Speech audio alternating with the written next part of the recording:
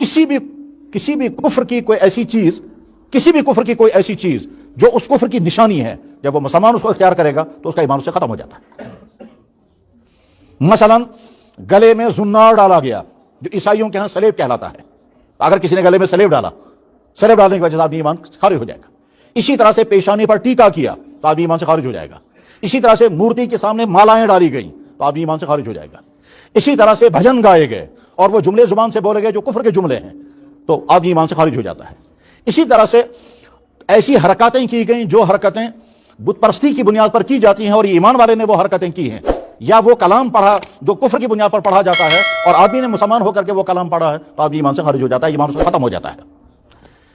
اس نقطے کو سامنے رکھ کر کے غور کیا جائے، وہ ہمارے سکول، جن سکولوں کے اندر بچوں کو وہ پرائر پڑھائے جاتے ہیں جن پرائروں میں کھلم کھلا کفر ہے اور شرک ہے، تو یقیناً وہ استاد جو پڑھانے والا ہے اگر وہ ایمان والا ہے، وہ بچے جو پڑھنے والے ہیں اگر وہ ایمان والے ہیں، تو ان کفر کے پرائروں کو پڑھنے کے نتیجے میں ان کا ایمان ختم ہو جاتا ہے۔ اسی کے ساتھ ساتھ جیسے ہم وہ جملے زبان سے نہیں بول سکتے جن جملوں کی وجہ سے کھلم کھلا کفر ہوگا، اسی طرح سے وہ حرکتیں نہیں کر سکتے جن کی وجہ سے کفر ہوگا، ان جگہوں پر بھی نہیں جا سکتے جن جگہوں پر جانے سے کفر ہوگا، چاہے وہ دوسری قوموں کے عبادت خانے ہوں، چاہے وہ دوسرے قوموں کا مذہبی تہوار ہوں،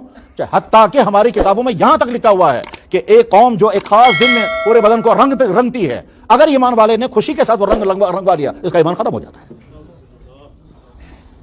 یہ تھوڑا اتنا آسان معاملہ ہے، وہ تو علماء اس لیے اس کو بیان نہیں کرتے ہیں کہ مسلمانوں کی سطح نہیں ہے اس کو سننے کی، ایمانی لیول اتنی نیچے